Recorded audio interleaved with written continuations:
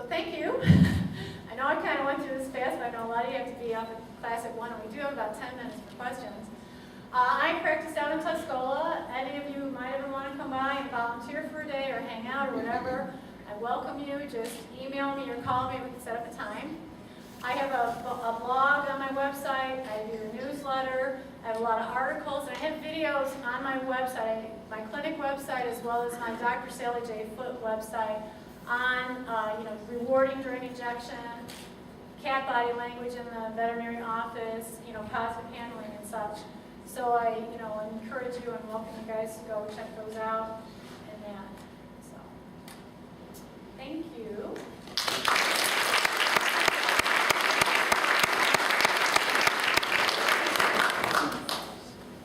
Questions? What do you do with a totally crazy cat? Okay. Going nuts in the cage, can't even get it out. Oh, very, very good question. I had to take out some slides because I knew I went over. And the last 4 slides are a really upset cat. He asked about what do you do if the cat was going nuts in the cage? He's just freaking out, right? Okay. The best thing to do is, first of all, if you can spray a rag or anything with the feel away, throw it in the cage, close the cage, turn off the lights, and walk away for 30 minutes. Seriously, that's the first thing to do. That helps to calm a lot of cats down. Okay, number 2. If that cat is like, no way, Jose, you're not coming near me. There's a technique where you can take a hard shell, regular cat carrier, the hard shell carrier, and you are going to, put the carrier into the cage where the door,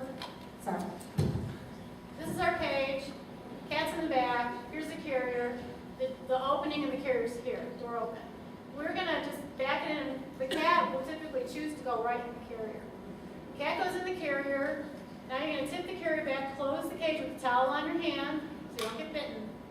And then you're going to go and you're going to put a hefty bag around the carrier and hook the anesthetic hose on there, and you're going to gas them down.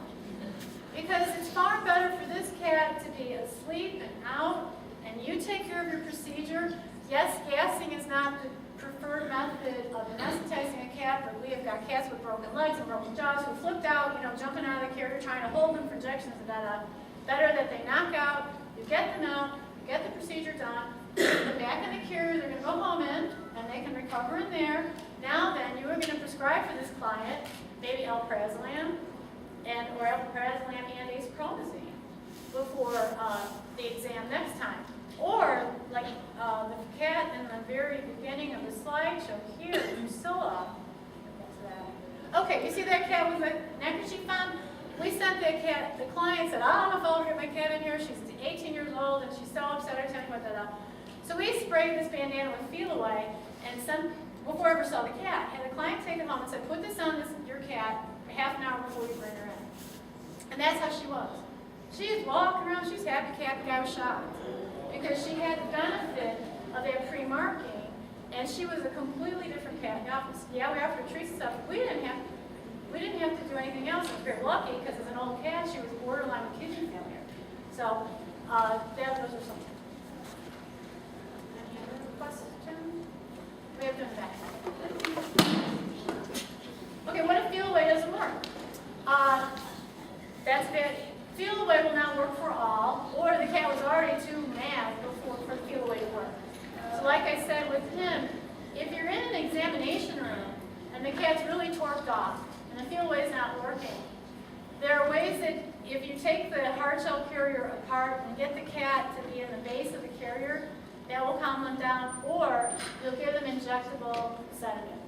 You're going to have to give them a sedative. You tell your client, hey, this is not good for your pet.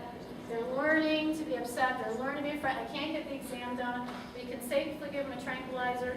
We're going to give you some other ways to work with them and help improve next visits. But for this one, this is what we need to do.